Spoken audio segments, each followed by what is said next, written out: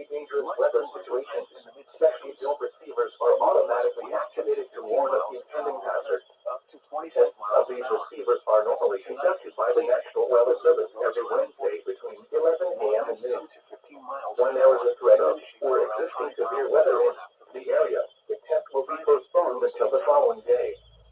This ends the test of the National Weather Service weather radio warning alarm.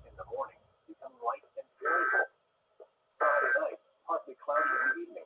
Then reported 60, Indianapolis reported 54, and Chicago reported 58.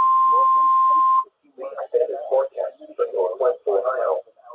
Sunday, partly sunny with a chance of showers. This is a test of the all-weather radio warning alarm. During periods of potentially severe weather, especially receivers are activated to warn of the impending hazard. Lows in the lower Tests for these receivers are normally conducted by the National Weather Service every Wednesday between 11 a.m. and noon. When there is a threat of severe weather on Wednesday, the test will be postponed until the first available weather day. Tuesday, partly cloudy Reception in of the the morning. broadcast and the warning alarm will vary at any given location.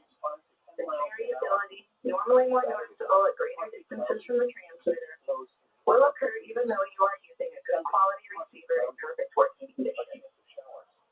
The tone alert will be activated for selected watches and warnings affecting the following counties. In Indiana, Porter, LaPorte, St. Joseph, Elkhart, LaGrange, Dubin, Stark, Marshall, Kosciuszko, Noble, DeKalb, Whitley, Allen, Miami, Wabash, Huntington, Wells, Adams, Grant, Blackford, Alaska, and Jay. In Ohio, Williams, Fulton, Defiance, Henry, Paulding, and Van Wert. And in Michigan, Marion, Cass, St. Joseph, Branch, and Hillsdale. For more information, see our webpage at www.weather.gov/IWS.